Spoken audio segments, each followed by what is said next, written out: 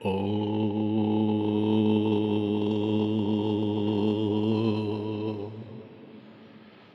ఓం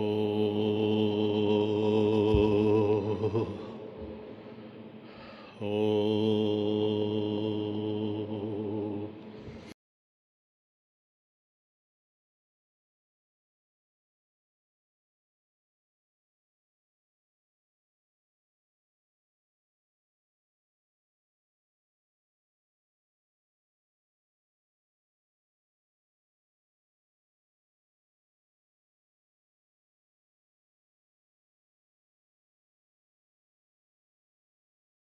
కృష్ణాయ యాదవేంద్రాయ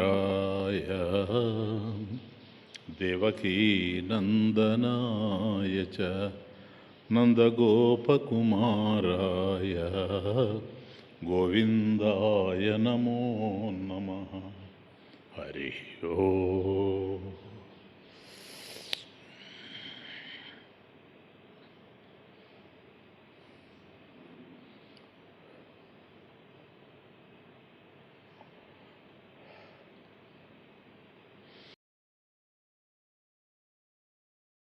ఓం శ్రీభగవానువాచ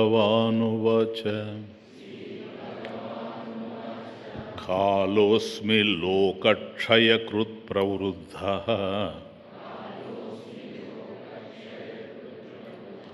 లోకాన్ సమాహర్తుమిహ ప్రవృత్తః ఋతోపి త్వాం న భవిష్యంతి సర్వే ఏవ స్థితా ప్రత్యనీకేషు యోధాః.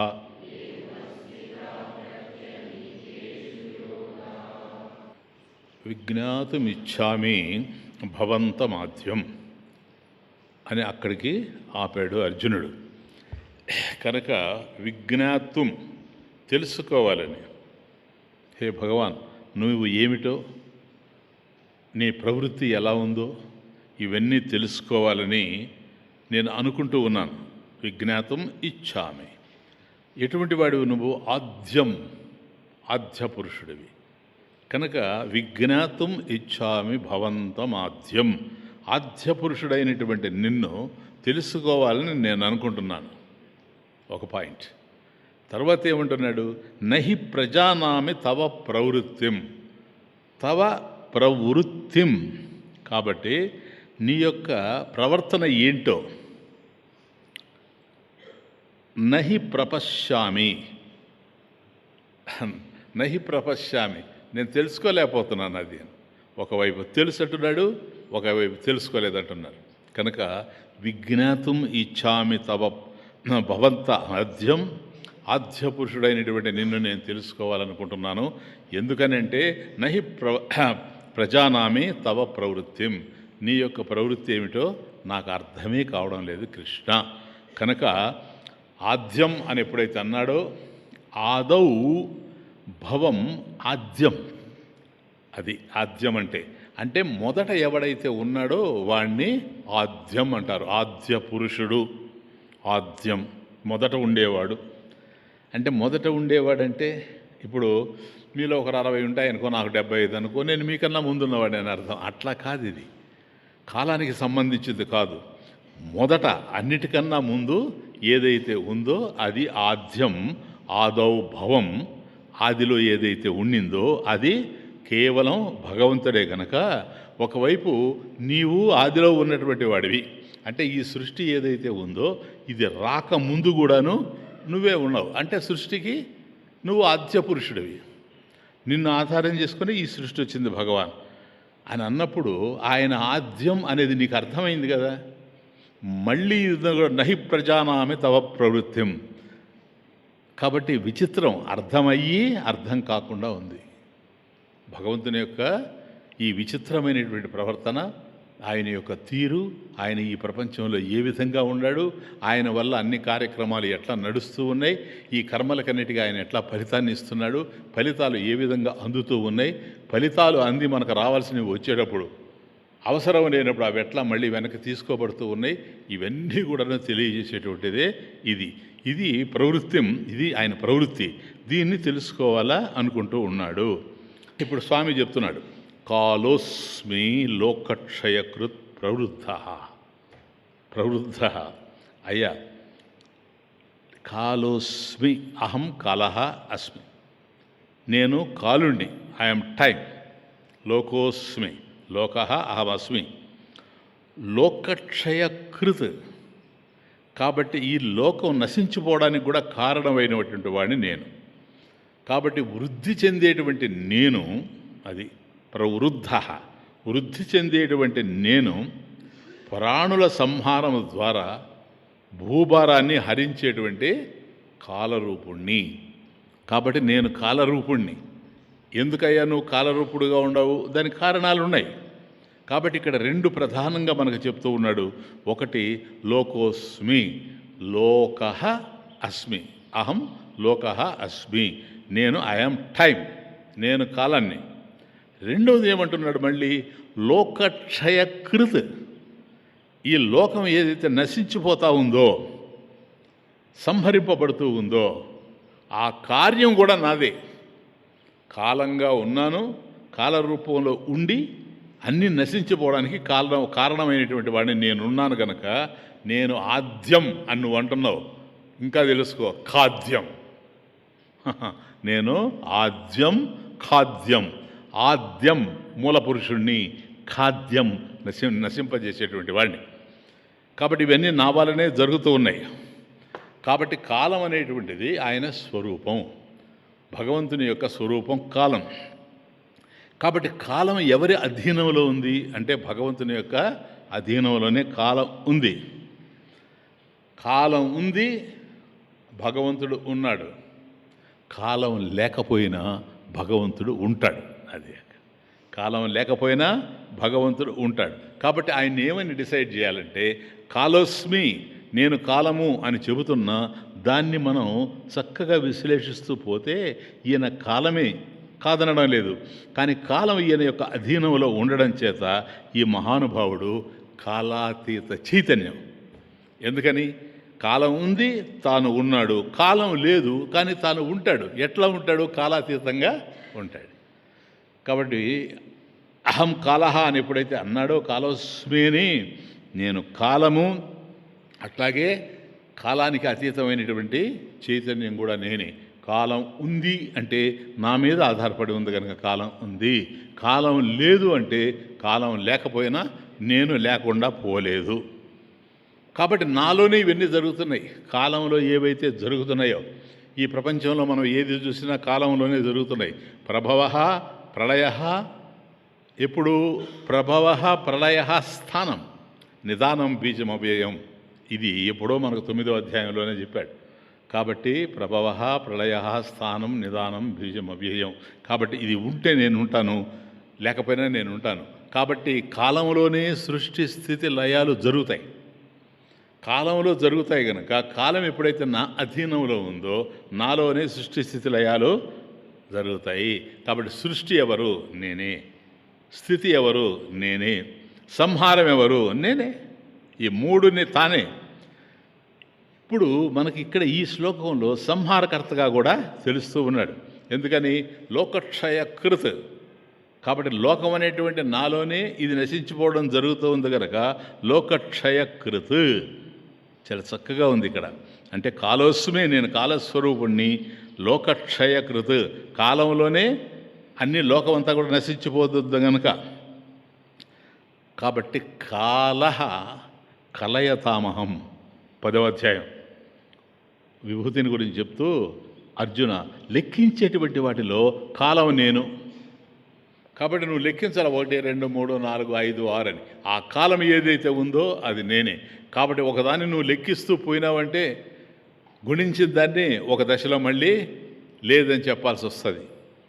ఏది ఉన్న వాటినే నువ్వు గుర్తించేది, వాటిని గ్రహించేది. అవి కాలంలో తెలుస్తున్నాయి కనుక కాలంలోనే ఏది లేకుండా పోతుంది. అటువంటి కాలం నా మీద ఆధారపడి ఉంది. కాలం ఉంది అంటే నేనున్నానని అర్థం.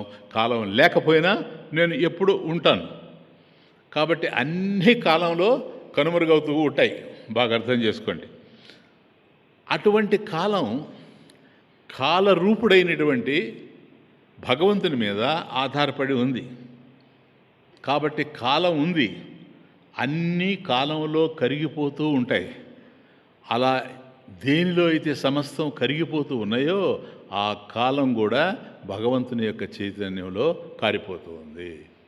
కాలం లేకుండా పోయిందంటే ఎక్కడికో పోవడంలే, భగవంతునిలోని అది విలీనం అయిపోతూ ఉంది. కాబట్టి విలీనం అవుతూ ఉంది కనుక ఇటువంటి కాలం అనిత్యం. దీన్ని నిత్యము అని మనం చెప్పడానికి అవకాశం లేదు. కాబట్టి కాలం నిత్యం. కాలోస్మి అన్నాడు కనుక కాలస్వరూపుడైనటువంటి భగవంతుడు మాత్రం కాలం అనిత్యం, కానీ భగవంతుడు నిత్యం. కాలం అనిత్యం, భగవంతుడు నిత్యం. కాబట్టి అన్ని కాలంలోనే కదులుతూ ఉన్నాయి. అది పాయింట్. అన్ని కాలంలోనే కదులుతూ ఉన్నాయి, కాలంలోనే కనుమరుగవుతూ ఉన్నాయి. కాబట్టి చనిపోవడం కూడాను కాలంలోనే జరుగుతుంది. ఎందుకని? ఆవిర్భావం కాలంలోనే జరిగింది కనుక. ఇక్కడ ఒక చిన్న కన్ఫ్యూజన్ ఉంది. ఎట్లంటే, అయ్యా ఆద్యం నేనే, ఖాద్యం నేనే, కాలస్వరూపుడిని, కాలక్షయకృత్, ఈ కాలం నశించిపోవడానికి కూడా కారణమైనటువంటి వాడిని. కాలం నశించడం అంటే కాలంలో ఉండేవన్నీ కూడాను నశించిపోయేటివి అని అర్థం. అవి నశించినా నేను మాత్రం నశించకుండా ఉంటాను. ఇది ప్రధానమైన విషయం. కానీ ఒక్కసారి మనం 2వ అధ్యాయానికి వెళితే, 2వ అధ్యాయం అంటే సాంఖ్యం, సమ్యక్ ఖ్యాయతే ఇది. అందువల్ల అక్కడ చెప్తాడు ఒక మాట, అర్జున ఉవాచ కథం భీష్మమహం సంఖ్యే, కథం భీష్మమహం సంఖ్యే రణే. ఈ యుద్ధంలో భీష్మాచార్యుల వారిని ఎట్లా చంపేది నేను? కథం ఎట్లా? కథం భీష్మమహం సంఖ్యే ద్రోణంచ మధుసూదన. నువ్వు మధువుని చంపావు, ఆ రాక్షసుడు. కాబట్టి మధుని చంపి నువ్వు మధుసూదనుడు అయ్యావు. కానీ నేను చంపాల్సిన వాళ్ళు ఎవరో తెలుసా? సామాన్యుడు కాదు, భీష్మంచ ద్రోణంచ. అటు భీష్ముడు చూస్తే తాతగారు, సామాన్యమైన వ్యక్తి కాదు. ఇటు చూస్తే ద్రోణుడు, సాక్షాత్ గురువు. అటువంటి వాళ్ళ మీద ఏవి విసరాలి? ఇషుభిః ప్రతియోత్స్యామి పూజార్హౌ హరిసూదన. హరిసూదన, శత్రువులు చంపేటువంటి వాడు. నువ్వు శత్రువులు చంపచ్చు, కానీ వీడు నాకు శత్రువులు కారే. ఆయన చూస్తేనేమో నాకు తాతగారు, అందులో ఎటువంటి వాడు శీలవంతుడు, అట్లాంటి వాడిని మళ్ళీ ఇంకొకరు చెప్పలేము. 2వ వ్యక్తిని చూస్తేనేమో ద్రోణాచార్యుడు, ఆయన నా గురువు, నేను ఇంతటి వాడిని కావడానికి కారణమైనటువంటి వాళ్ళు. వీళ్ళు పూజార్హవు, పూజకు అర్హులు. ఆయన్ని చూచినా ఈయన చూచినా వాళ్ళిద్దరూ ఎదురుగా నిలబడిపోకున్నాడు కృష్ణ. కాబట్టి ఆయన్ని చూచినా పూజించాలనిపిస్తుంది, ఈయన చూచినా పూజించాలనిపిస్తుంది. పూజించాలి అంటే వాళ్ళ మీద పూలు విసరాలి, కానీ నువ్వు బాణాలు విసరమని చెప్తున్నావు. వాళ్ళ మీద బాణాల్ని ప్రయోగించమని చెప్తున్నావు. ఇటువంటి వాళ్ళని ఏ విధంగా నేను ప్రతియోత్స్యామి అని అడిగాడు కదా క్వశ్చన్. ఇక్కడికి వచ్చేటప్పటికి ఏమైందంటే, అది 2వ అధ్యాయంలో జరిగింది. అంటే కనెక్ట్ చేసుకుంటూ పోవాలి మనం గీత. ఇక్కడికి వచ్చేటప్పటికి అక్కడ వీళ్ళని ఎట్లా చంపాలి అని భయపడ్డాడు అర్జునుడు, అంతే కదా. అది చూడండి, కథం భీష్మమహం సంఖ్యే ద్రోణంచ మధుసూదన ఇషుభిః ప్రతియోత్స్యామి. వాళ్ళని బాణాలతో ఎట్టకుండా చెప్పేది పూజార్హౌ హరిసూదన. కాబట్టి వాళ్ళు పూజించదగినటువంటి వాళ్ళు, వాళ్ళని ఎట్లా కొట్టి చంపేది అని ఇంతకుముందు అన్నాడు. ఇక్కడికి వచ్చేటప్పుడు మారిపోతూ ఉంది. ఏది? అక్కడేమో చంపాల్సి వస్తుంది వీళ్ళని అని భీతి చెందాడు. ఇక్కడ విషయం ఏంటంటే,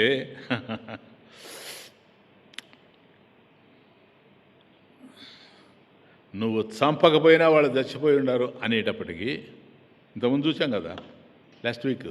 కాబట్టి వాళ్ళు చనిపోయి ఉండారు అర్జున, నువ్వు చంపినా చంపకపోయినా, నువ్వు ఉన్నా లేకపోయినా వారు పోతారు అనగానే దిగ్భ్రాంతి చెందాడు అర్జునుడు.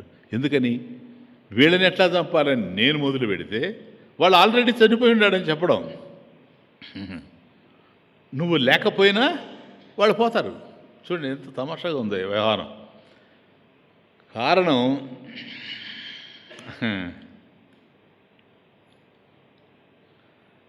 పోయిన వాళ్ళందరికీ వాళ్ళు పోవడానికి కారణం ఎవరు అంటే, హే అర్జున, నేనే కానీ నువ్వు కాదు.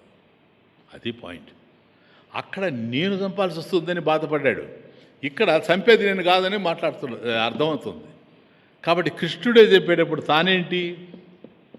కాబట్టి వీళ్ళే కాదు, పోయేవారందరికీ, మనకు కూడా కాలానికి సంబంధించింది కాదు, దేశానికి సంబంధించింది కాదు. కాబట్టి ఎవరెవరు ఎక్కడ చనిపోతూ ఉండినా, నాయన బాగా జాగ్రత్తగా అర్థం చేసుకో, ఎవరెవరు ఎక్కడ చనిపోతూ ఉండినా వాళ్ళు చనిపోతూ ఉండేది కాలంలోనే కనుక, ఎక్కడ చనిపోతున్నారు? కాలోస్మే. నువ్వు కాదు కాలం, నేను కాలం. కాబట్టి వాళ్ళు ఎక్కడ చనిపోతున్నా కాలంలోనే చనిపోతూ ఉండారు కనుక, కాలం నేనే గనక నాలోనే వాళ్ళు చనిపోతూ ఉండారు. నువ్వు చనిపోవాలంటే చనిపోరు. నువ్వు పొమ్మంటే పోవడానికి, నువ్వు రమ్మంటే వచ్చిన వాళ్ళు కారు. వాళ్ళ జన్మకు నువ్వు కారణమై ఉంటే వాళ్ళ మృత్యువుకు నువ్వు కారణమవుతావు. కానీ కాదు, దీనికి కారణం నేనే. కానీ నువ్వు రమ్మంటే వచ్చిన వాళ్ళు వాళ్ళ కారు కనుక, కాలంలో వచ్చినటువంటి వాళ్ళు కాలంలోనే మృతి చెందుతారు. ఆ కాలం నువ్వైతే నీ వల్ల మృతి చెందుతారు. కాలం నేను కనుక కాలోస్మే. కాబట్టి నీ వల్ల కాదు, నా వల్లనే. కాబట్టి ఓ పక్వమైనటువంటి ఫలాన్ని, మామిడి పండు ఉంది, అది బాగా పండిపోయింది. ఆ పండిపోయినటువంటి మామిడి పండుని తోటమాలి కోయొచ్చు. కానీ తోటమాలి కోస్తే అది పక్వమై ఉంది, కోసుకుంటాడు. వాడు కోయకపోయినా పక్వమైంది గనక రాలిపోద్ది. సరేనా? ఇది చావు యొక్క తమాషా. బాగా అర్థం చేసుకో. పండు ఎలాగైతే పండుతూ ఉందో, అలా పండినటువంటి పండు ఏ విధంగా అయితే రాలిపోతూ ఉందో, అట్లాగా ఈ ప్రపంచంలో ఆ కోసేవాడు కేవలం నిమిత్తం. ఈ నిమిత్తం అనే పదం చాలా అద్భుతం. ఈ యొక్క అధ్యాయంలో వస్తుంది, ఇప్పుడు ఈరోజే వస్తుంది. కనుక వాడు నిమిత్తం అయితే ప్రధానం ఎవరు? వాడు నిమిత్తం అయినప్పుడు కాలం ప్రధానం. సరేనా? అది ఎప్పుడైతే పండిపోయిందో, పండిపోయింది, రాలిపోతుంది. కాబట్టి ఈ ప్రపంచంలో ఎవరైతే వచ్చారో, వచ్చిన ప్రతి ఒక్కరూ పోవలసిన వాళ్ళే అర్జున. అయితే ఉన్నారు కదా అంటే ఉండవలసినంత వరకే ఉంటారు. మళ్ళీ ఒక దశలో మాత్రం వాళ్ళు లేకుండా పోతారు. ఈ ప్రపంచంలో చూడు, ఎంతమంది మనకు కనపడారు, ఎంతమంది లేకుండా పోయారు. ఇప్పుడు కనపడుతున్న వాళ్ళు కూడా తొందరగా లేకుండా పోతున్నారు అనే మనం బాధపడుతున్నాం. ఉపయోగం లేదు, ఇది జరిగిపోద్ది. కలిపోవుటకు కదలి వచ్చిన కట్టెలే కాయములో, కాలిపోవుటకు కదలి వచ్చిన కట్టెలే కాయములో, కన్నుల ముందే కరిగిపో కాయకర్పూరములో, కాయకర్పూరములో. కాలిపోవుటకు కదలి వచ్చిన కట్టెలే కాయములో, కన్నుల ముందే కరిగిపో కాయకర్పూరములో, కాయకర్పూరములో. ఎన్నాళ్ళున్నా ఈ జీవితము మున్నాళ్ళే గదరా, మనుషులు మమతలు ఆటబొమ్మలు క్షణకాలమే గదరా, క్షణకాలమే గదరా. ఆ క్షణం ఏది అని అడిగితే అర్జున ఎవ్వరికి తెలియదు, నాకు తప్ప. ఎందుకని? ఆ క్షణం నీకు తెలియాలంటే నువ్వు కాలం అయి ఉండాలా. కాలోస్మి నేనే, కానీ కాలం నువ్వు కాదు. కాబట్టి నీకు తెలిసే అవకాశం లేదు. కానీ ఇవన్నీ కాలంలో పోయేటివి, అన్ని కాలంలో పోతున్నాయి. అలా అన్నీ పోవడానికి కారణమైనటువంటి కాలం ఏదైతే ఉందో అది కూడా కాలగర్భంలో కలిసిపోతుంది. ఎక్కడ ఆ కాలగర్భం ఎక్కడంటే నేనే. లోకక్షయ కృత్. కాబట్టి లోకోస్మి, నేను లోకాన్ని, లోకం కూడా కరిగిపోవడానికి, కలిసిపోవడానికి నేనే కారణమై ఉన్నాను. కనుక లోక నాశానికి కూడా కారణం నేనే. కాబట్టి నేను కాలాన్ని, చూడండి ఏమి లేదు, సింపుల్, నేను కాలాన్ని అర్జున. నంబర్ 2, ఈ కాలానికి సంహారకర్తను కూడా నేనే. కాలం ఉందంటే నా వల్ల ఉంది, కాలం లేదు అంటే నా వల్లే లేకుండా పోయింది. మరి ఆ కాలం ఉన్నప్పుడు నేనున్నాను, కాలం లేకుండా పోయినా నేను ఉంటాను. నెక్స్ట్ 33, తస్మాత్వముత్తిష్ఠ యశో లభస్వ జిత్వా శత్రూన్ భుంక్ష్వ రాజ్యం సమృద్ధం మయైవైతే నిహతాః పూర్వమేవ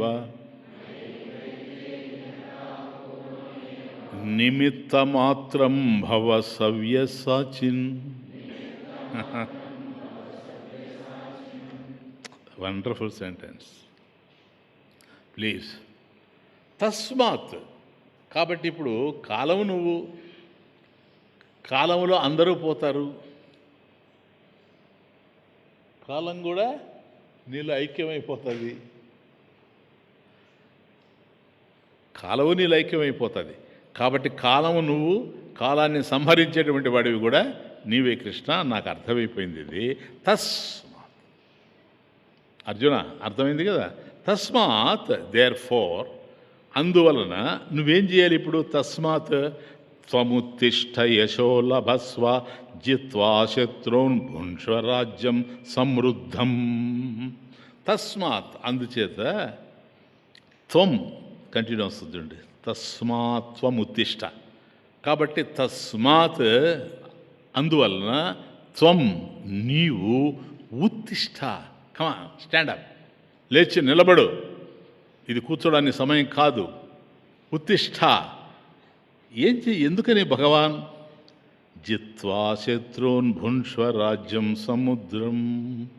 సమృద్ధం. శత్రువుల్ని జిత్వా అంటే జయించి, వాళ్ళని శత్రువుల్ని జయించి, యశో లభస్వ, యశ లభస్వ, కీర్తిని పొందున. ఆయన ఎట్లాగా చచ్చిపోయేవాళ్ళు చచ్చిపోతారు, నువ్వు చంపినా చంపకపోయినా వాళ్ళు మాత్రం ఉండే అవకాశం లేనే లేదు. నువ్వే చంపి ఆ కీర్తి నీకే వస్తుంది. కాబట్టి ఈ కౌరవులందరినీ కూడాను వధించినటువంటి వాడు అర్జునుడు అని అనుకుంటారు నీతో. కాబట్టి యశో లభస్వ, యశస్సును, కీర్తిని పొందునైనా నువ్వు పొందు. నెక్స్ట్ పొందితే నెక్స్ట్ ఏంటి? సమృద్ధం రాజ్యం భుంక్ష్వ. సమృద్ధం రాజ్యం భుంక్ష్వ. కాబట్టి రాజ్యాన్ని కూడా నువ్వు పూర్ణంగా అనుభవిస్తూ. కానీ ఇప్పుడు తమాషా ఇంకేం లేదు, వాళ్ళు ఎట్లాగూ చనిపోతారు నాయన, నువ్వు చంపినా చంపకపోయినా చనిపోతారు. నా చేత చచ్చిపోయే ఉండాలి. నా చేత అంటే కాలం చేతని అర్థం, కాలస్మి. నేను కాలం కదా, కాలం చేతిలో చనిపోయి ఉండారు వాళ్ళు. నువ్వు కాలం కాదు, కాబట్టి నీకు తెలిసే అవకాశం లేదు.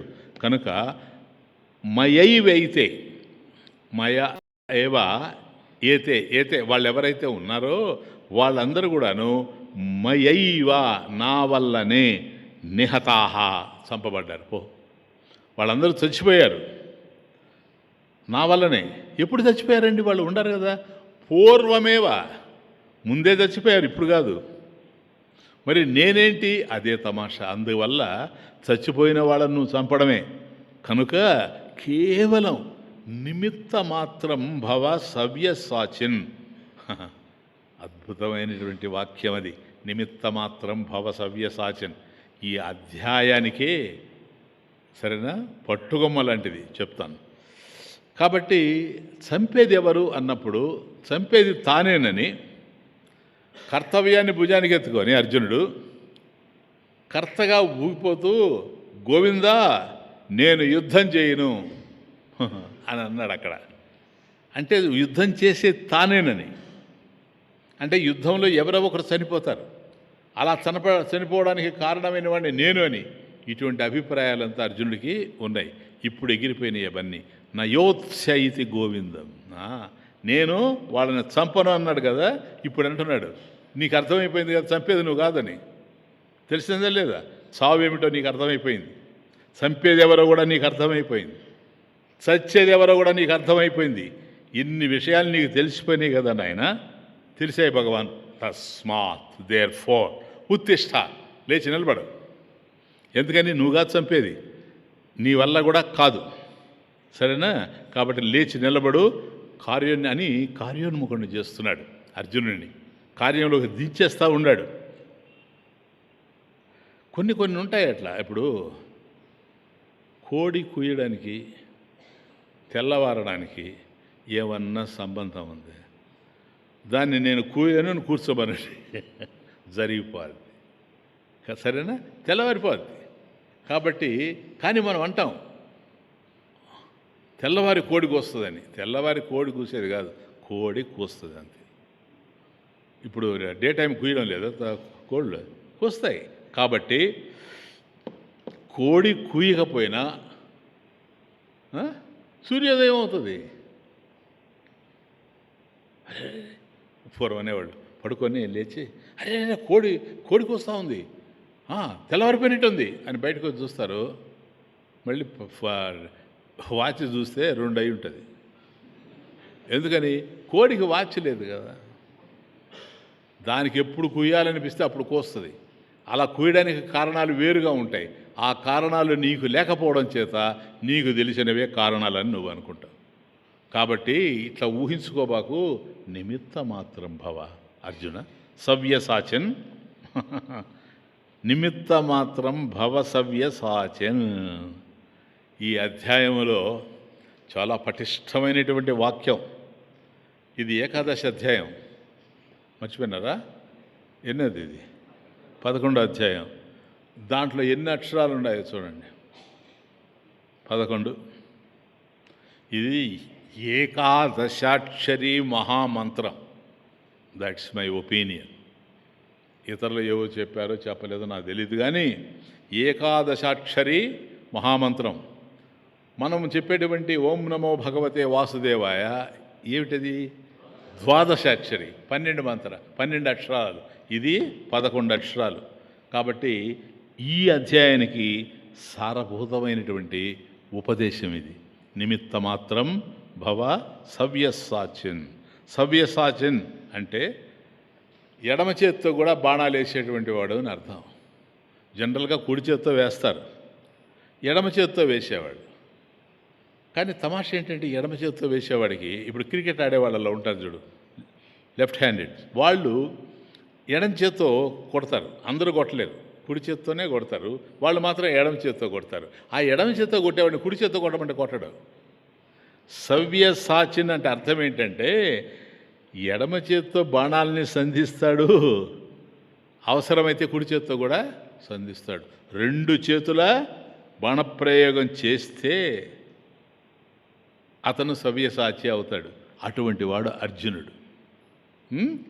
కాబట్టి సవ్యసాచన్, ఎడమ చేత్తో కూడా బాణాలు వేస్తాడు, కుడి చేత్తో కూడా బాణాలు వేస్తాడు. అట్లా ఉండినా 2 చేతులతో నువ్వు బాణాలు వేస్తూ ఉండినా అర్జున నిమిత్త మాత్రంగా ఉండు, బీ ఇన్స్ట్రుమెంటల్ అంతే. నువ్వు నిమిత్తమేనాయన. కుడి చేత్తో చంపినా ఎడమ చేత్తో చంపినా ఎట్లా నువ్వు నిమిత్తమో, కుడి చేత్తో కొట్టినా ఎడమ చేత్తో కొట్టినా నిమిత్తమే. అందువల్ల నువ్వు 2 చేతుల్లో దేంతైనా చంపగలవు, కానీ నిమిత్త మాత్రంగానే ఉండు అని అర్థం. ఎందుకని? యుద్ధం భగవంతునిది, యుద్ధం ఎవరిది? అర్జునుడు పనిముట్టు, ఇన్స్ట్రుమెంట్, నిమిత్త మాత్రం. కాబట్టి నువ్వు పనిముట్టు కనుక పనిముట్టుగానే ఉండు నాయన, అంతకన్నా వద్దు. అట్లాగే యుద్ధంలో అర్జునుడు ఎట్లాగైతే పనిముట్టో, యుద్ధం స్వామిదో, అట్లాగే సంసారం ఏదైతే ఉందో, ఏ సంసారంలో మనం ఉన్నామో ఆ సంసారం భగవంతునిది సార్, మనది కాదు. మనకు సంసారం ఉంది, కానీ వాస్తవానికి ఆ సంసారం భగవంతుడిది. సరేనా? మనది కాదు.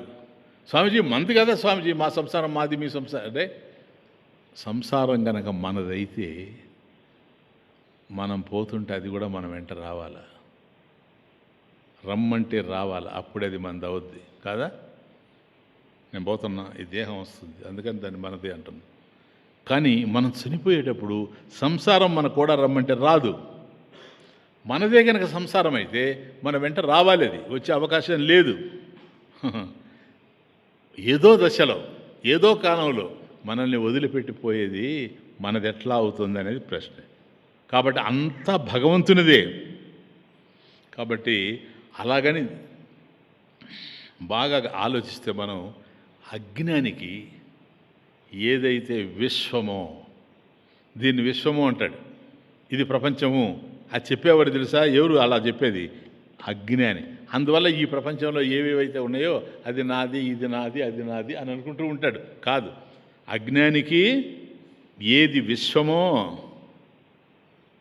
జ్ఞానికి అది విశ్వనాథుడు. అది విశ్వం కాదు, విశ్వనాథుడు.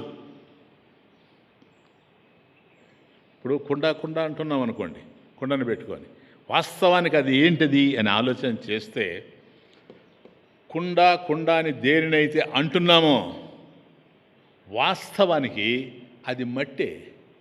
కుండేమి లేదు, ఊరికే నువ్వు పిలుచుకోవడమే, అది మట్టే. ఎందుకని? కుండ మాత్రమే మట్టి కాదు, కుండ లేకపోయినా మట్టి ఉంటుంది. అది ఇంతకుముందు నేను చెప్పింది. సరేనా? కారణం లేకపోయినా పరమేశ్వరుడు ఎట్లాగైతే ఉండాడో, కాలం లేకపోయినా పరమేశ్వరుడు ఎట్లాగైతే ఉండాడో, అట్లాగే కుండ లేకపోయినా మట్టి ఉంది. అదే మట్టిని తీసేసేవరకు, మట్టిని కనుక మినహాయిస్తే కుండ లేనే లేదు. కాబట్టి ఎవరైతే ఈ ప్రపంచానికి ప్రధానంగా ఉండాడో, అట్టి ఆధారభూతుడైనటువంటి అధిష్టాన స్వరూపుడైనటువంటి పరమేశ్వరుని కనుక తీసేస్తే ఈ సృష్టి అనేదే లేదు. కనుక విశ్వము విశ్వనాథుడే, కానీ విశ్వనాథుడు విశ్వం కాదు. ఎందుకని? ఇది నశించిపోతుంది, తను నశించేటువంటి వాడు కాడు. అది మనం అర్థం చేసుకోవాలి. కాబట్టి ఇది 11 అక్షరాల మంత్రం, ఏకాదశాక్షరి మహామంత్రం ఇది.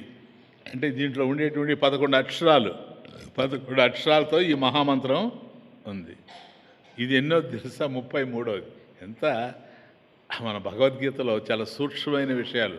3 3 6 కాదు, 3 3 3 3. కాబట్టి త్రికాలములందు త్రికరణ శుద్ధితో దీన్ని ఆచరించమని అర్థం. అందువల్ల 33 పెట్టాడు. కాబట్టి త్రికాలములందు, 3 కాలములందు, భూత భవిష్యత్తు వర్తమానములందు త్రికరణ శుద్ధితో ఏదైతే ఆలోచిస్తున్నామో అదే మాట్లాడుతున్నామో, ఏదైతే మాట్లాడుతున్నామో దాన్నే చెబుతున్నాం. ఈ విధంగా జ్ఞాపకం చేసుకోదగినటువంటి 11 అక్షరాల మంత్రం ఈ నిమిత్త మాత్రం భవసవ్యసాచన్. మీకు మంత్రంగా విసర్గంతో కనపడకపోవచ్చు, కానీ ఇంత ఉంది దాంట్లో. కాబట్టి ఇది కనుక అర్థమైతే ఉన్నవాళ్ళ కోసము ఏడవలసిన పని లేదు. హే అర్జున, ఇంతకుముందే చెప్పాను నీకు ముందు శ్లోకంలో. కాబట్టి చంపేది నువ్వు కాదు, నేనని. నేను చంపేటప్పుడు నీకు అనవసరం. నువ్వు చంపితే నువ్వు ఏడవాలి, నేను చంపేటప్పుడు నువ్వు ఎందుకు ఏడుస్తావు? నీకేం సంబంధం? సంసారం ఉన్నట్టు కనపడుతుంది, కానీ ఇది వాస్తవంగా ఎవరి సంసారము కాదు, ఇది నా సంసారం. పోయినోళ్ళ కొరకు ఏడవకు, పోయినోళ్ళ కొరకు ఏడవకు, తెలుసుకుంటే ఒక నిలిచేవారు ఎవరు. పోయినోళ్ళ కొరకు ఏడవకు, తెలుసుకుంటే ఒక నిలిచేవారు ఎవరు. పోయినోళ్ళు తిరిగి రారు, పోయినోళ్ళు తిరిగి రారు, ఉన్నవాళ్ళు పారిపోరు. పోయినోళ్ళు తిరిగి రారు, ఉన్నవాళ్ళు పోకపోరు. పోయినోళ్ళు తిరిగి రారు, ఉన్నవాళ్ళు పోకపోరు. ఆత్మ పోదు దేహముండదు, ఆత్మ పోదు దేహముండదు, తత్వమెరిగిన శోకముండదు. మా భైష్ట విద్వన్ తవ నాస్తి అపాయ. ఏం భయపడాల్సిన అవసరం లేదు. పోయినోళ్ళ కొరకు ఏడవకు, తెలుసుకుంటే ఒక నిలిచేవారు ఎవరు. పోయినోళ్ళు తిరిగి రారు, ఉన్నవాళ్ళు పోకపోరు. ఎంత సూక్ష్మం, చిన్న మాటలు. పోయినోళ్ళు తిరిగి రారు, ఉన్నవాళ్ళు పోకపోరు. ఇప్పుడు ఎవరైనా చనిపోతారని ఏడుస్తాం,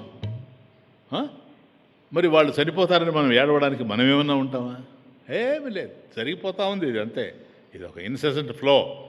పోయినోళ్ళు తిరిగి రారు, ఉన్నవాళ్ళు పోకపోరు. ఒక నిలిచేవారు ఎవరు. ఇంతకుముందు అన్నాం, ఎవరయ్యా నిలుస్తారు? పోయినోళ్ళు తిరిగి రారు, ఉన్నవాళ్ళు పోకపోరు. ఆత్మ పోదు దేహముండదు, ఆత్మ పోదు దేహముండదు. ఎందుకు ఆత్మ పోదు? రాలేదు కనుక పోదు. ఆత్మ రాలేదు గనక పోదు. దేహం ఉండదు, ఎందుకని? వచ్చింది గనక పోతుంది. ఉండే అవకాశం లేదు. అది ఆత్మ పోదు దేహముండదు, తత్వమెరిగిన శోకముండదు. తత్వం, ఈ సత్యం కనుక మనిషికి తెలిసిపోయిందే, ఇంకా దుఃఖపడాల్సినటువంటి అవసరం లేనే లేదు. ఎవరైనా చనిపోయారనుకో, ఓహో ఇన్ఫర్మేషన్ అది, ఈరోజు పోతున్నాడా పోయాడా అంతే. ఎందుకని? నేను ఒకరోజు పోతాను కనుక. కాబట్టి ఈరోజు పోయిన వ్యక్తిని గురించి దుఃఖించడానికి రేపు నేను పోకుండా ఉండేటట్లయితే కదా. కాబట్టి ఈ రాకపోకలనేవి సహజంగా జరిగిపోతాయి. వీటి విషయంలో ఎవ్వరూ దుఃఖపడాల్సినటువంటి అవసరం లేదు. దేర్ ఫోర్, మళ్ళీ అదే, తస్మాత్ త్వం ఉత్తిష్ట. అర్జున లేచి నిలబడు. శత్రూన్ భుంక్ష్వా జిత్వా సమృద్ధం రాజ్యం జిత్వా యశో లభస్వ. ఈ రాజ్యాన్ని పొందు, పేరు ప్రఖ్యాతులు పొందు, హాయిగా బ్రతుకు. అంతేగాని దీనికి నువ్వు దుఃఖపడాల్సినటువంటి అవసరం లేదు. తస్మాత్ దేర్ ఫోర్ త్వం ఉత్తిష్ట, లేచి నిలబడు. ఇప్పుడు అర్థమైంది కదా, నువ్వు చేసేది ఏమీ లేదు. తమాషగా లేచి నిలబడితే చాలు. నీ పనులు నువ్వు చేసుకుంటుంటే లాస్ట్లో, ఇప్పుడు ఒక చోట కూర్చొని ఒక నది ప్రవహిస్తుంది అనుకోండి, ఒక కాలువ ప్రవహిస్తూ ఉంది, ఆ రాయేస్తూ ఉన్నాం అనుకోండి. ఇట్లా కూర్చొని ఏం చేస్తున్నాడు వాడు? రాయి విసురుతూ ఉన్నాడు, అంతే కదా. గట్టు మీద కూర్చొని రాయి. అదే సమయానికి ఒక పక్షి వచ్చి అక్కడ వాలిందనుకోండి, వీడు రాయి పోయి ఆ పక్షికి తగిలింది అనుకోండి, అది చచ్చిపోయింది అనుకోండి, దాన్ని చంపింది ఎవరు? వీడేనా? రా ఇప్పుడు ఇస్తాను రాయి కొట్టు, ఇప్పుడు చంపు. లే, అది చావడానికే ఉంది, దాని టైం డిసైడెడ్. నువ్వు విసిరావు, నిమిత్తం నువ్వు, ప్రధానం నువ్వు కాదు, అది ఎలాగో సరిపోతుంది. అది దట్స్ ద బ్యూటీ. అర్జున ద్రోణంచ భీష్మంచ జయద్రథంచ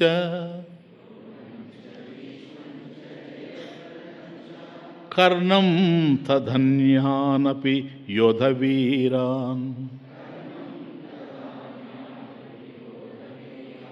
మయా హతం త్వం జహిమా వ్యధిష్టాః యుధ్యస్వ జేతాసి రణే సపత్నాన్. అది చూడండి, మయా నా చేత అని అర్థం. ఏ అర్జున, క్లూ పట్టిస్తాను చూడు. మయా నా చేత హతాం చంపబడ్డారు. మయా హతాం నా చేత చంపబడ్డారు. ఎవరు స్వామి నీ చేత చంపబడింది? ద్రోణం. శ్లోకం ఫస్ట్ లైన్ ద్రోణం. ద్రోణాచార్యుల వారు కృష్ణుడు చెప్పేస్తున్నాడు. ఇప్పుడు కథం భీష్మమహం సంఖ్యే ద్రోణంచ మధుసూదన ఇషుభి ప్రతియోత్స్యామి పూజార్హో హరిసూదన అన్నాడు కదా. వాళ్ళు పూజించదగినటువంటి వాళ్ళు, వాళ్ళని ఎట్లా చంపేది నేను? ఇషుభి బాణాల చేత ఎట్లా కొట్టి చంపేదంటే, ఒరే పిచ్చోడా నువ్వు చంపడమేంది, ఆల్రెడీ చచ్చిపోయి ఉండారు. ఎంత ఎటువంటి ట్రూత్తో చూడండి. ద్రోణంచ ఎవరు, ఎందుకని అంటే మయా హతాం నా చేత చంపబడ్డారు. మయా హతాం, మయా హతాం ఎవరయ్యా?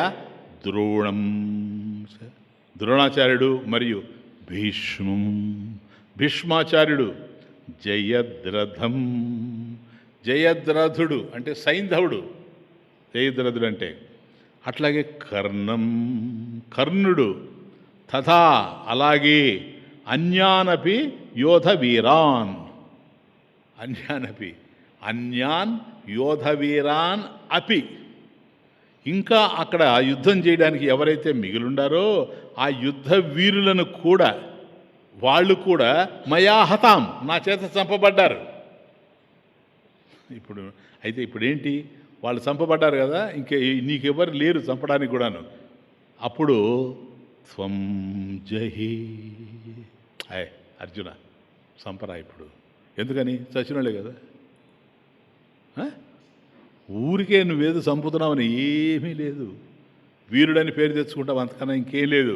కాబట్టి నా చేత చంపబడ్డారు కనుక వీళ్ళందరూ, ద్రోణుడు, భీష్ముడు, సైంధవుడు, కర్ణుడు, వీళ్ళందరూ, వీళ్ళే కాకుండా అన్యానపి యోధ వీరాన్ యుద్ధ వీరులు ఎవరైతే ఉండారో అపి వాళ్ళు కూడా మయా హతాం నా చేత చంపబడిపోయారు.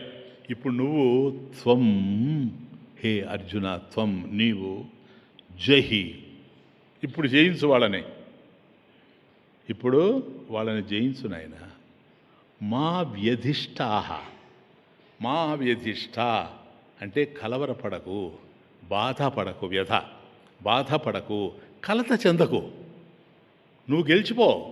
ఎందుకని ఆల్రెడీ వాళ్ళు చచ్చిపోయి ఉండారు. చచ్చిపోయిన వాళ్ళని చంపేసి గొప్ప వీరుడు అనిపించుకో. అసలు విషయం మన ఇద్దరి మధ్య ఉంది ఇప్పుడు, సరేనా? మా వ్యధిష్ట, వ్యధిష్ట మా, నువ్వు కలత చెందాల్సినటువంటి అవసరం లేనే లేదు. అర్థమవుతుంది? యుద్ధస్వ జేతాసి రణే సపత్నాన్, కాబట్టి రణే ఈ యుద్ధంలో సపత్నాన్ నీకు ఎవరైతే ఎనిమీస్ ఉండారో, సపత్నాన్ శత్రువులు ఎవరైతే ఉండారో వాళ్ళందరినీ యుద్ధస్వ అంటే యుద్ధంలో జహి పో, వాళ్ళని జయించేసేయి, అంతకన్నా ఇంకేం లేదు నువ్వు చేసి. ఎక్కడ? రణే యుద్ధంలో ఆల్రెడీ వాళ్ళు చనిపోయి ఉండారు కనుక నువ్వు చంపేయిన ఆయన శత్రువుల్ని. జేతాసి నువ్వు జయించగలవు కనుక నువ్వేం బాధపడాల్సినటువంటి అవసరం లేదు. కాబట్టి ద్రోణం అక్కడన్నావు, కథం ఎట్లా వాళ్ళని నేను చంపాలన్నావు కదా, ఇప్పుడు చెప్తున్నాను విను. కథం ఎవరు? ద్రోణాచార్యులు వారు. ద్రోణం ఆయన ధనుర్విద్యలో ఆచార్యుడు, అంటే అర్జునుడికి కూడా ధనుర్విద్య నేర్పించినటువంటి వాడు. దివ్యాస్త్ర సంపన్నుడు, ఎటువంటి అస్త్రాలనైనా సరే ప్రయోగించగలిగినటువంటి వాడు.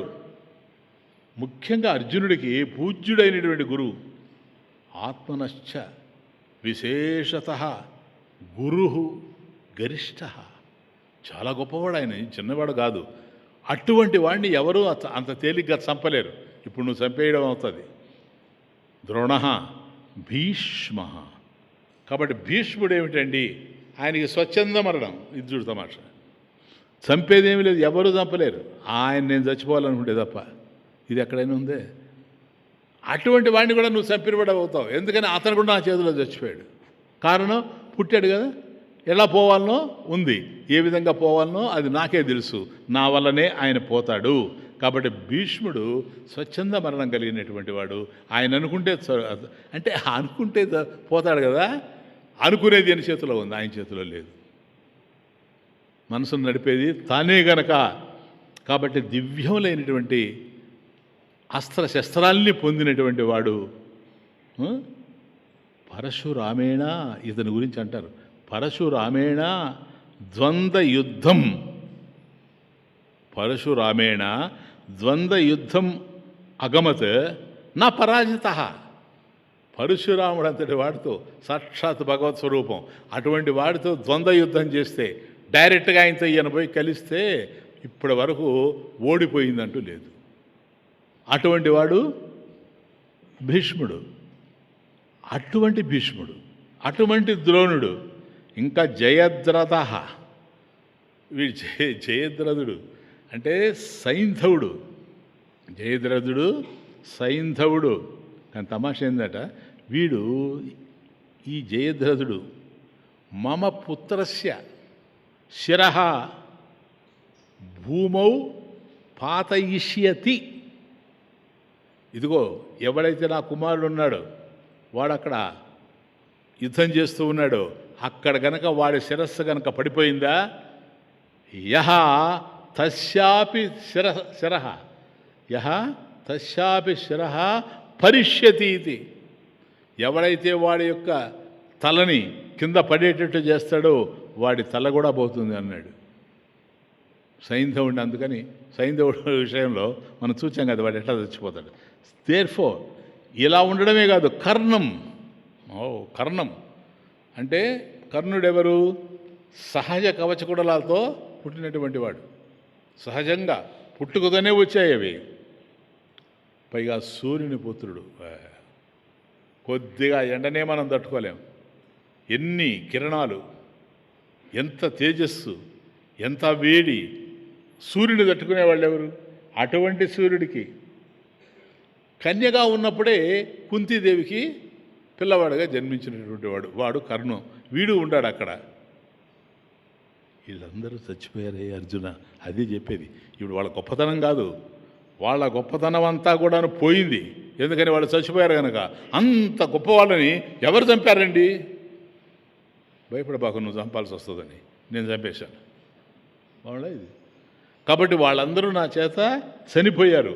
మా వ్యధిష్ఠ, మా వ్యధిష్ఠ. నువ్వేమీ కలత చెందాల్సినటువంటి అవసరం లేదు. వీళ్ళని నేను ఎలా చంపేది అని బాధపడకు, కలత చెందకు. ఇటువంటి వాళ్ళే ఎక్కడ భీష్ముడు, ఎక్కడ ద్రోణుడు, ఎక్కడ సైంధవుడు, ఎక్కడ కర్ణుడు, వీళ్ళందరినీ నేను ఎట్లా చంపేది అని నువ్వు కలత చెందకు నాయన. ఎందుకని? ఇప్పటికే నా చేతులు చచ్చిపోయారు వీళ్ళు. ఎందుకని? ఎవడైనా చనిపోతాడు కదా. ఎక్కడ చనిపోతాడు? కాలంలో చనిపోతాడు. కాలం ఎవరో అది పాయింట్. కాలోస్మి లోకక్షయకృత. కాబట్టి లోకక్షయానికి, సంహారానికి ప్రధాన కారణమైనటువంటి కాలాన్ని నేనే అయ్యున్నాను. కాబట్టి వీళ్ళందరూ నీకు కనపడతా ఉండారు. భయపడబాకు, కలత చెందకు. ఎందుకని? ఒక్కొక్కరు పులుల్లాగా ఉండారు, కానీ అవన్నీ కాగిత పులులు నాయన. ఎందుకని? ప్రాణం పోయిన తర్వాత ఏముంటుంది? కాబట్టి కాగిత పులులే నీకు కనపడుతూ ఉండేది. అవన్నీ ప్రాణాలు లేనిటువంటి బొమ్మలే.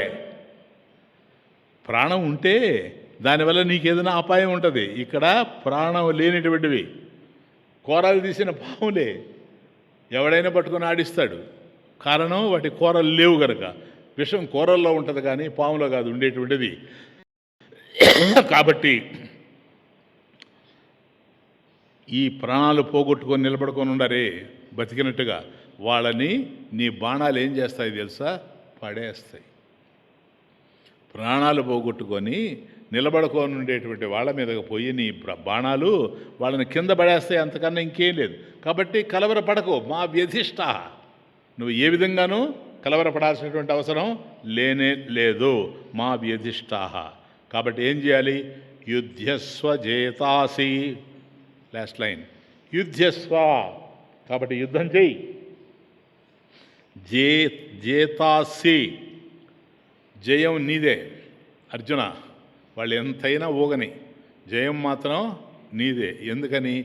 జయమైన అపజయమైన ఈ ప్రపంచంలో ఒక్కరికే తెలుసు. ఆ తెలిసిన వాడిని నేనే. ఎవరి మృత్యువుకైనా కారణమైన వాడిని నేనే. సరేనా? నువ్వేమి వ్యధ చెందాల్సినటువంటి అవసరం లేదు అర్జున.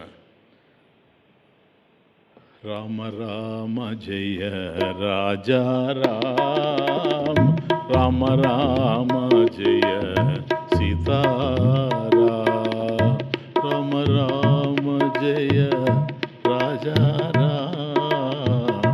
రామ, రామ జయ రాజా రామ, రామ రామ జయ సీతారాం, రామ రామ జయ రాజా రామ, రామ రామ జయ సీతారాం. వానలు కురియును వేసవిలో,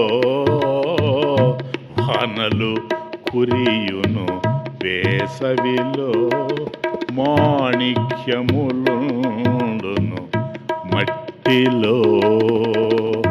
వానలు కురియును వేసవిలో, మాణిక్యములుండును మట్టిలో.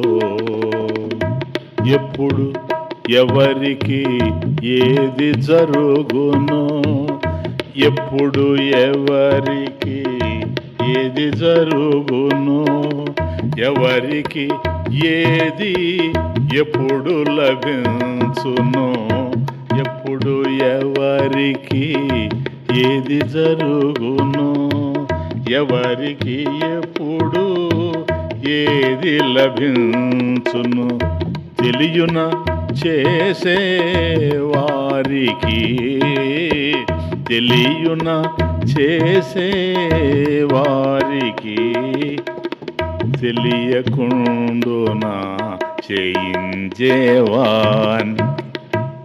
కాబట్టి మనకు తెలియదు ఇవన్నీ. తెలియున చేసే వానికి, తెలియకుండునా చేయించేవాని. వానలు కురియును వేసవిలో, మాణిక్యములుండును మట్టిలో. కాబట్టి ఇది అట్లా జరగదు. కానీ పడుతున్నాయా లేదా? వేసవికాలం వర్షాలు పడుతూ ఉన్నాయి, మట్టిలో మనకు మాణిక్యాలు దొరుకుతున్నాయి. ఇవన్నీ ఎవరికి తెలుసు? చేయించేవాడికి తెలిసే కానీ చేసేవాడికి తెలియదు. ఆ చేయించేటువంటి వాడు పరమేశ్వరుడు. అర్జున నేనే. ఈ 3 శ్లోకాలు స్వామి చెప్పేసిన తర్వాత సంజయ ఉవాచ ఏతశ్రుత్వా వచనం కేశవస్య కృతాంజలిర్వేపమానః కిరీటీ నమస్కృత్వా భూయ ఏవాహ కృష్ణం సగద్గదం భీత భీతః ప్రణమ్య. ఇప్పుడు జస్ట్ మనం అక్కడ వెళ్ళే, అక్కడికి కురుక్షేత్రంలో లేవు. ఎక్కడున్నామంటే ధృతరాష్ట్రుడి దగ్గర సంజయుడు కూర్చొని చెప్తున్నాడు చూచారా, అక్కడికి తిరిగిపోయింది. ఇప్పుడు అక్కడ చూస్తున్నాం, అక్కడ సంజయుడు చెప్తున్నాడు ఏమని అంటే, కురుక్షేత్రంలో ఇక్కడ తమాష ఉంది. సంజయుడు ఏదైతే జరిగింది చెప్పమన్నాడో వ్యాసుడు అట్లా చెప్తూ ఉన్నాడో, కేవలం జరిగింది మాత్రమే చెప్పి ఊరుకోలే. ఎందుకంటే ఆ ఎక్స్ట్రాగా ఒక ఎనర్జీ కూడా ఇచ్చాడు ఈయనకి. ఏంటంటే, నాయన అక్కడ జరిగేదంతా నీకు కనపడుతుంటుంది, వాళ్ళు మాట్లాడేదంతా నీకు వినపడుతుంటుంది, అవన్నీ నువ్వు చెప్పగలవు. అంతేకాదు, వాళ్ళు మాట్లాడితే నీకు వినపడుతుంది, వాళ్ళు మాట్లాడకుండా ఆలోచిస్తే ఇట్లా చంపేయాలి అని ఆలోచిస్తున్నాడు అనుకో, అది తెలుస్తుందే, అది కూడా తెలుస్తుంది. దట్ ఈజ్ వ్యాస. క్లైర్వాయన్స్, క్లియరాడెన్స్ అదంతా ఇవ్వడమే కాకుండా ఆయన ప్రధానంగా ఏంటంటే, వాళ్ళు ఏమేమి ఆలోచిస్తూ ఉండారో, ఇంకా 10 నిమిషాలకి ఏం చేయాలని వీడు అనుకుంటున్నాడు, అది కూడా తెలిసిపోద్ది. కాబట్టి దాని అర్థం ఏంటో తెలుసా? కురుక్షేత్రంలో ఏదైతే జరుగుతూ ఉందో దానిని సంజయుడు ధృతరాష్ట్రుడికి వినిపించగలడు. కానీ ఎవరెవరిలో ఏం జరుగుతూ ఉందో మానసికంగా అది కూడా సంజయుడికి తెలిసిపోతూ ఉంది కనుక, కాబట్టి నిగూఢంగా అవసరమైతే సంధి ప్రయత్నం కూడా చేయగలడు. అది ఉద్దేశం అదే, వ్యాసుడు ఉద్దేశం అదే. సరేనా? ప్రత్యేకించి అతనికి ఆ శక్తులు ఉన్నాయి, అవి ఇచ్చాడు గనక అయ్యా దుఃఖంతో చెలించిపోతున్నటువంటి అర్జునుడు ఎట్లా భయకంపితుడైపోతూ ఉన్నాడో అది ఇప్పుడు చెప్తాడు. కానీ ఏతత్ శ్రుత్వా వచనం కేశవస్య కృతాంజలి వేపమానః కిరీటి. కిరీటి అర్జునుడు నాయన, కిరీటి అంటే అర్జునుడు. కేశవస్య, కేశవుని యొక్క, కేశవస్య కిరీటి కేశవస్య ఏతత్ ఈ వచనం వాక్యాన్ని శ్రుత్వ విన్న తర్వాత, కాబట్టి శ్రీకృష్ణుడు చెప్పిన దాన్ని విన్న తరువాత ఎవరు? కిరీటి కేశవస్య ఏతత్ శ్రుత్వ, ఏతత్ వచనం శ్రుత్వ. కాబట్టి ఆ మాటను విన్న తర్వాత ఏమయ్యాడంటే కృతాంజలి. అర్జునుడు రెండు చేతులు కలిపి నమస్కరిస్తూ ఉన్నాడు. కృతాంజలి వేపమానః వణికిపోతూ ఉన్నాడు. ప్లీజ్. తరువాత నమస్కృత్వా ఆయనకి నమస్కరిస్తూ ఉన్నాడు. భూయ ఏవా, మళ్ళీ ఏవా అహం కృష్ణం సగద్గదం, అట్లా నమస్కరిస్తూ ఉంటే గొంతంతా కూడాను కదిలిపోతూ ఉంది, గగురుపాటు చెందుతూ ఉన్నాడు. భీత మహా భయపడిపోయి ఉన్నాడు. ప్రణమ్య నమస్కరిస్తూ ఉన్నాడు. కాబట్టి సంజయుడు చెప్తూ ఉన్నాడు, అంటే ఇంత భయంకరమైనటువంటి దృశ్యాన్ని చూచిన తర్వాత, కృష్ణుడు చెప్పినటువంటి మాటలు విన్న తర్వాత, కిరీటి ఎటువంటి వాడని నీకు తెలుసు, వేపమానః అతనే వణికిపోతూ ఉన్నాడు. కృతాంజలి రెండు చేతులు కలిపేసి నమస్కరిస్తున్నాడు. నమస్కృత్వ, సరేనా? భూయ ఏవ మళ్ళీ నమస్కరిస్తూ ఉన్నాడు. భీత చాలా భయంకరంగా భయపడిపోయి ఉన్నాడు గనక, సరేనా? అర్జునుడు భయకంపితుడైపోయి ఉన్నాడు కాబట్టి సగద్గదం ప్రణమ్య, వినమ్రుడై, గొంతు ఎట్లా ఉందంటే గద్గదంగా ఉంది, కట్టావరోధ ఇంత జరుగుతూ ఉంది అని అనడంలో ఉద్దేశం ఏంటంటే, అర్జునుడంతటి వీరుడే కృష్ణుడు చెప్పినటువంటి ఈ మాటను విని అట్లా అయిపోతూ ఉంటే, పిచ్చోడా ఇంకా ఏంది చూడు తమాషా. అక్కడ ఇంకో ఉంది, దుర్యోధనుడు గెలుస్తాడని ఎట్లా అనుకుంటావు నువ్వు? ఇంకా యుద్ధంలో ద్రోణుడు చచ్చిపోయాడు అంటున్నాడు, భీష్ముడు చచ్చిపోయాడు అంటున్నాడు, సైంధవుడు చనిపోయాడు అంటున్నాడు, కర్ణుడు చనిపోయాడు అంటున్నాడు. వీళ్ళని నమ్ముకొనే కదా పోయాడు, వీళ్ళే గెలిపిస్తారు కదా. పోయారు sir, that is for your information. ఎవరు? సంజయుడు. వాళ్ళందరూ పోయినట్టే. కాబట్టి నీ కొడుకు ఒక్కడే మిగిలి ఉన్నాడు. వాడినన్నా రక్షించుకోవాలంటే, వాడు పోకుండా ఉండాలంటే, వాడి పేరు లేదు కాబట్టి వాడిని నువ్వు మిగిల్చుకోవాలంటే ఒకే పని చేయి నాయన బుద్ధిమంత. హే దుర్యోధన, ఇంకొచ్చేయరా చాలు, ఇంకా చాలేరా, ఇంకా నువ్వు యుద్ధం చేయని అవసరం లేదు అని ఏమన్నా చెబుతాడేమోనని సంజయుడికి ఆశ. ఇదేమీ జరిగేటువంటిది కానే కాదు. కాబట్టి కురుక్షేత్రంలో జరుగుతున్న విషయాల్ని నువ్వు ఆయనకి వివరించి చెప్పబోయా, వాళ్ళ మనసుల్లో ఉండేది కూడా నీకు తెలుస్తుంది అంటే నిగూఢంగా కూడా ప్రయత్నం చేయొచ్చు కనుక ఆ నిగూఢమైనటువంటి ప్రయత్నమే ఇది. భయావిష్టస్య దుఃఖాభిఘాతాత్. కాబట్టి దుఃఖంతో దుఃఖంతో నిండిపోయి ఉన్నాడు. ఎట్లా? భయావిష్టస్య. కాబట్టి భయం చేత అంతా భయం అయిపోయింది కనుక లోపల ఇట్లా దుఃఖంతో నిండిపోయి ఉన్నాడు. అశ్రుపూర్ణ నేతృత్వే సతి, శంకర భాష్యాలే, అశ్రుపూర్ణ నేతృత్వే సతి శ్లేష్మణ కంఠావరోధ స గద్గద. కాబట్టి శ్రీకృష్ణుని యొక్క ప్రేమానురాగానికి పులకాంకితుడైనటువంటి అర్జునుని నేత్రాలు ఆనంద బాష్పాలను రాలుస్తూ ఉండాయట. అంటే ఆయన అర్జునుడి యొక్క కళ్ళల్లో ఆనంద బాష్పాలు నిండిపోయి ఉన్నాయి.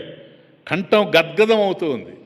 అది సగద్గదం, కంఠం గద్గదం అవుతూ ఉంది. కృతాంజలి, అర్జునుని 2 చేతులు ఒకటైపోయినాయి. వేపమాన, కాబట్టి ఎలాగైతే ఫలాలతో నిండినటువంటి చెట్లు వంగిపోతూ ఉంటాయో అట్లా ఈ 2 చేతుల్ని కలుపుకున్నా కూడాను భక్తిభావంతో అర్జునుడు అక్కడ వంగిపోయి ఉన్నాడు అని అర్థం. వంగిపోయి ఏం చేస్తున్నాడు? నమస్కారం చేశాడు కదా, స్వామితో మాట్లాడుతున్నాడు. అర్జున ఉవాచ స్థానే హృషీకేశ తవ ప్రకీర్త్య జగత్ ప్రహృష్యత్యనురజ్యతే చ రక్షాంసి భీతాని దిశో ద్రవంతి సర్వే నమస్యంతి చ సిద్ధసంఘాః.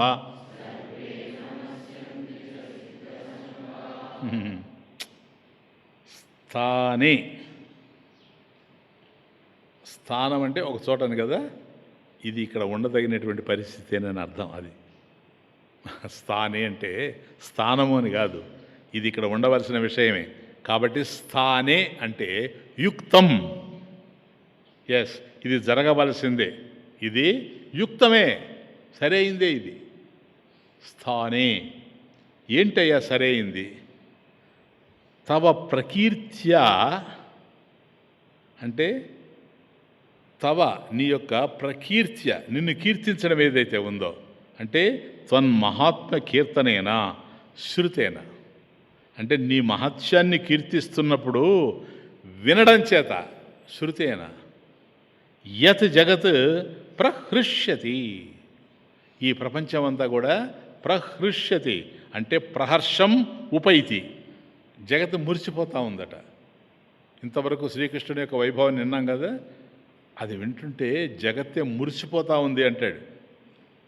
కాబట్టి ఈ జగన్నాథుడు ఆదిదేవుని యొక్క ఆనంద స్తోత్రాలతో జగత్తు అనురాగమయమైంది అని అర్థం. అనురజ్యతేశ, కాబట్టి ఒకవైపు మురిసిపోతూ ఉంది, ఒకవైపు అనురాగమయం అయిపోతూ ఉంది. అనురజ్యతే అంటే అనురాగం ఉపైతి, అనురాగాన్ని పొందుతూ ఉంది. అంటే సుజనులకు, ఎవరైతే సజ్జనులు ఉన్నారో సత్పురుషులు ఉన్నారో వాళ్ళకి ఆనందాన్ని అభయాన్ని అనుగ్రహించేటువంటి పరమేశ్వరుడు. కాబట్టి మహాత్ములకి ఆనందాన్ని, ఇప్పుడు ఆయన గురించి పాడుతూ ఉండారు అనుకో, ఆయన గురించి కీర్తిస్తూ ఉండారు ప్రకీర్త్య. అలా చేయడం వల్ల ఏం జరుగుతుంది? కాస్త సుజనులుగా ఉండేటువంటి వాళ్ళకి, సజ్జనులుగా ఉండేటువంటి వాళ్ళకి ఆనందం కలుగుతుంది. అట్లాగే రక్షాంసి భీతాని దిశో ద్రవంతి, రక్షాంసి అంటే రాక్షసులు, భీతాని భయం చెంది, దిశ ద్రవంతి పరుగులెత్తుతూ ఉండాలని అర్థం, ప్రవహించిపోతూ ఉండారు. కాబట్టి ఈయన యొక్క కీర్తనలు ఏవైతే ఉన్నాయో, వినపడుతూ ఉన్నాయో ప్రపంచంలో, ఇవి సత్పురుషులకి సుజనులకు వీళ్ళకంతా కూడాను వాళ్ళని అభయాన్ని ఆనందాన్ని ప్రసాదిస్తూ ఉంటే, ఎవరైతే దుర్జనులై ఉండారో కుజనులై ఉన్నారో వాళ్ళు భీతి చెంది భయపడిపోయి అక్కడ దిక్కుల వెంట పరుగులు తీస్తూ ఉన్నారట. దిశో ద్రవంతి, సరేనా? సర్వే నమస్యంతి చ సిద్ధసంఘాః, సిద్ధసంఘాః సిద్ధ పురుషులు ఎవరైతే ఉండారో వాళ్ళ సమూహాలు. కాబట్టి సిద్ధ పురుషులు ఆ సమూహంగా ఏర్పడే ఒక్కొక్క చోట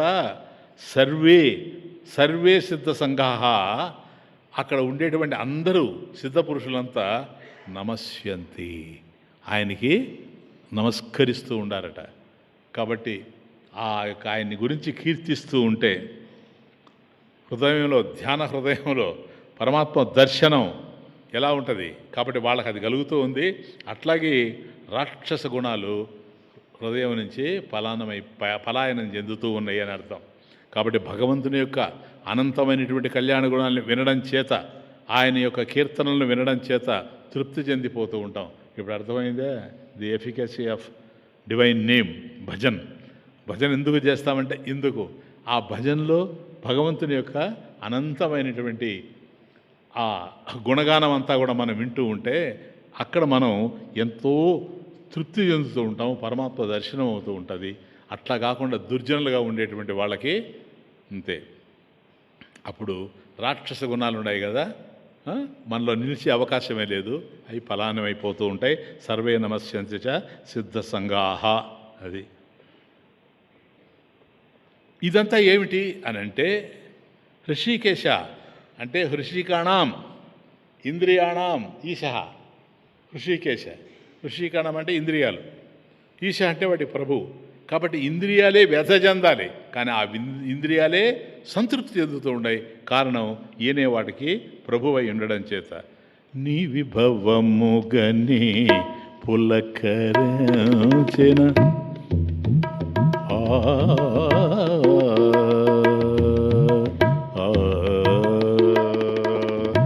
నీ విభవముగని పులకరించిన ఆకాశమే అనంతమాయే. నీ విభవముగని పులకరించిన ఆకాశమే అనంతమాయే. తీపి తలపులతో తూగిన లతలు, తీపి తలపులతో తూగిన లతలు, పూజావేళకు పువ్వులు తోడిగే. నిన్నుగని పూజించు జనులు ఘనులు నిజముగా భూమిలో వారే ధన్యులు.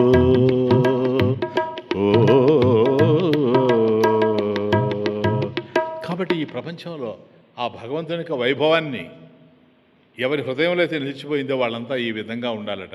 అంతే. సూర్యుడు చూడు ఎంత ప్రకాశం. ఎవరి కోసం ఈ ప్రకాశం? ప్రకాశం దర్శించడానికి. ఏం దర్శిస్తావు నువ్వు ఈ ప్రపంచంలో? నువ్వు ఏది దర్శించినా అది నీకు ఆనందాన్ని కల్పించింది అంటే ఆ సూర్యప్రకాశం దేన్ని చూపిస్తూ ఉందో తెలుసా? ఆనందాన్ని కలిగించేది పరమేశ్వరుడే. రసరూపుడు, రసో వైసా, అది నీకు తెలియజేస్తూ ఉంది. దీపారాధన అర్కుని పుణ్యము,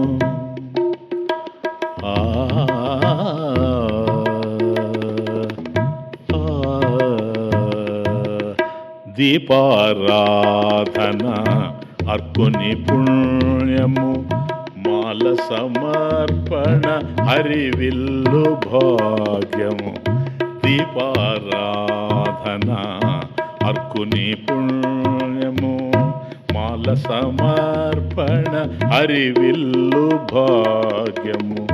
నిండు మనసుతో పండు జాబిలి, నిండు మనసుతో పండు జాబిలి, నిండు మనసుతో పండు జాబిలి, హారతులిచి నిండు మనసుతో పండు జాబిలి, హారతులిచి నిన్ను ఆర్చించే. నిన్నుగని పూజించు జనులు ఘనులు నిజముగా భూమిలో వారే ధన్యులు.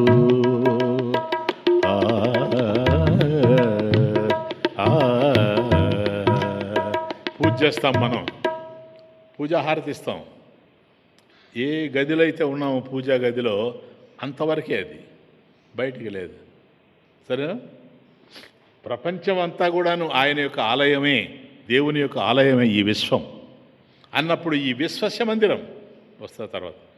కాబట్టి ఈ విశ్వమందిరానికి మనం గనక హారతి ఇవ్వాలి అని అంటే చిన్న చిన్న కర్పూరాలతో ఇవ్వలేం. అందుకని దీపారాధన అర్కుని పుణ్యం, ఎప్పుడు ఏ పుణ్యం చేసుకున్నాడు ఆ సూర్యుడు. ఒక్కసారి సూర్యుడు కనుక ఆకాశంలో ఉదయించాడు అంటే అంతా కాంతిమయమైపోతుంది. హే భగవాన్, కాబట్టి సూర్యుడు నాలో కాంతి ఉంది, ఈ కాంతిని పరమేశ్వరుడి కోసమే నేను వినియోగించాలి అని అంటే ఆయన అట్లా చేస్తూ ఉంటే మాల సమర్పణ హరివిల్లు భాగ్యము ఇంద్రధనస్తుంది. మనకు ఒక్కసారి ఇట్లా కనపడుతుంది కదా, అది చూస్తుంటే మనకు అనిపిస్తూ ఉంటుంది, అరే రే ఎంత చక్కటి హరివిల్లు. ఎక్కడిది సారి హరివిల్లు? ఏ పుష్పాలతో కుట్టారు అవి చెప్పనా? భక్తి భావాలతో వాటిని పుష్పాలని తయారు చేశారు, వాటిని కుట్టి అట్లా వేసినట్టుగా. కాబట్టి హరివిల్లు కూడా పోయి, అయ్యా నేను ఉండేది నిన్ను అలంకరించడానికి, దీపారాధన అర్కుని పుణ్యము మాల సమర్పణ హరివిల్లు భాగ్యము. నిండు మనసుతో పండు జాబిలే, నిండు మనసుతో పండు జాబిలే, హారతులిచ్చి నిన్ను అర్చించే. అప్పుడు చందమామ వచ్చి నీకు హారతి ఇచ్చి నిన్ను అర్చిస్తూ ఉన్నాడు. కాబట్టి ధ్యాన హృదయం ఎప్పుడైతే తయారవుతుందో ఆ హృదయంలో పరమేశ్వరుడు తప్ప రెండవది ఉండేది అవకాశం లేదు అని అంటూ అర్జునుడు మొదటి శ్లోకం ప్రారంభించాడు. కాబట్టి ఆ మొదటి శ్లోకంలోనే స్థానే అని ఉంది ఆయన స్టార్టింగ్. కాబట్టి మొదటి శ్లోకంలో స్థానే ఆ ప్రదేశం ఏదైతే ఉందో యుక్తం, దాన్ని గురించి ఎందుకు చెప్తున్నాడంటే కర్తవ్యాన్ని చెప్తున్నాడు. నమస్కారం యొక్క కర్తవ్యం ఏమిటో చెప్తున్నాడు.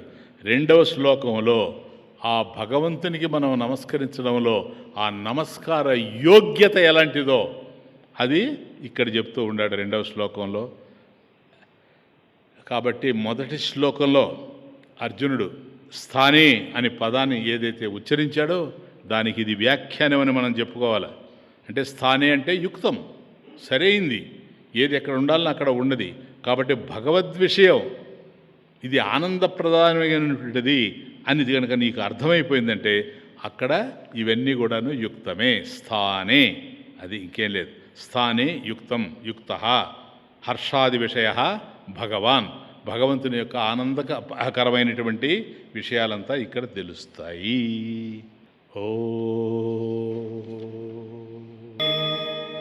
ఓం పూర్ణమదః పూర్ణమిదం పూర్ణాత్ పూర్ణముదచ్యతే పూర్ణస్య పూర్ణమాదాయ పూర్ణమేవావశిష్యతే. ఓం శాంతి శాంతి శాంతి.